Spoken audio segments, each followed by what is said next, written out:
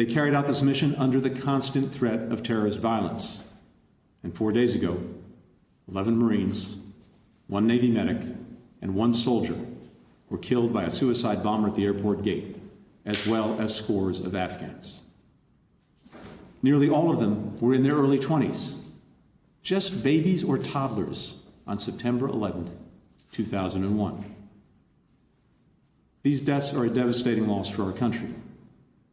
We at the State Department feel them deeply.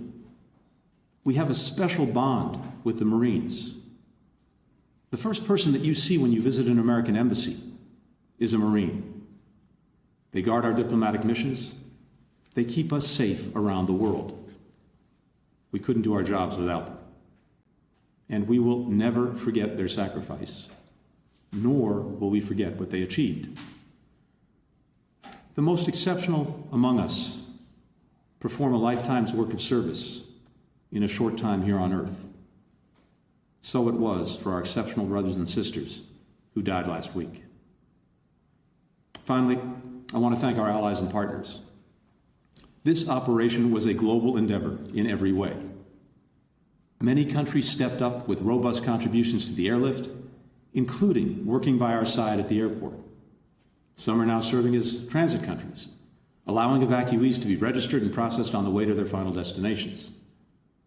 Others have agreed to resettle Afghan refugees permanently, and we hope more will do so in the days and weeks ahead.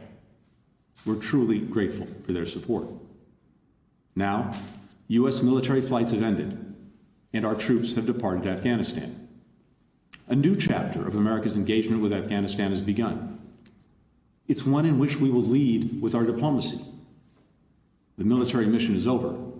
A new diplomatic mission has begun. So here's our plan for the days and weeks ahead. First, we built a new team to help lead this new mission.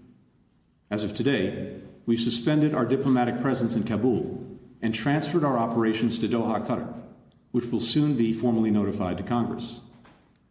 Given the uncertain security environment and political situation in Afghanistan, it was the prudent step to take. And let me take this opportunity to thank our outstanding Chargé d'Affaires in Kabul, Ambassador Ross Wilson, who came out of retirement in January 2020 to lead our embassy in Afghanistan and has done exceptional, courageous work during a highly challenging time. For the time being, we will use this post in Doha to manage our diplomacy with Afghanistan, including consular affairs, administering humanitarian assistance, and working with allies, partners, and regional and international stakeholders to coordinate our engagement and messaging to the Taliban. Our team there will be led by Ian McCarry, who served as our Deputy Chief of Mission in Afghanistan for this past year. No one's better prepared to do the job. Second, we will continue our relentless efforts to help Americans, foreign nationals, and Afghans leave Afghanistan if they choose.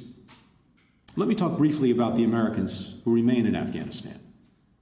We made extraordinary efforts to give Americans every opportunity to depart the country, in many cases talking and sometimes walking them into the airport. Of those who self-identified as Americans in Afghanistan who are considering leaving the country, we've thus far received confirmation that about 6,000 have been evacuated or otherwise departed.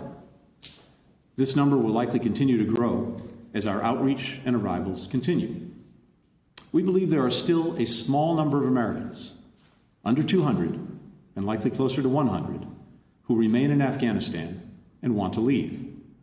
We're trying to determine exactly how many. We're going through manifests and calling and texting through our lists, and we'll have more details to share as soon as possible. Part of the challenge with fixing a precise number is that there are longtime residents of Afghanistan who have American passports and who are trying to determine whether or not they wanted to leave. Many are dual citizen Americans with deep roots and extended families in Afghanistan who've resided there for many years. For many, it's a painful choice. Our commitment to them and to all Americans in Afghanistan and everywhere in the world continues. The protection and welfare of Americans abroad remains the State Department's most vital and enduring mission. If an American in Afghanistan tells us that they want to stay for now, and then in a week or a month or a year, they reach out and say, "I've changed my mind," we will help them leave. Additionally, we've worked intensely to evacuate and relocate Afghans who worked alongside us and are at particular risk of reprisal. We've gotten many out, but many are still there. We will keep working to help them.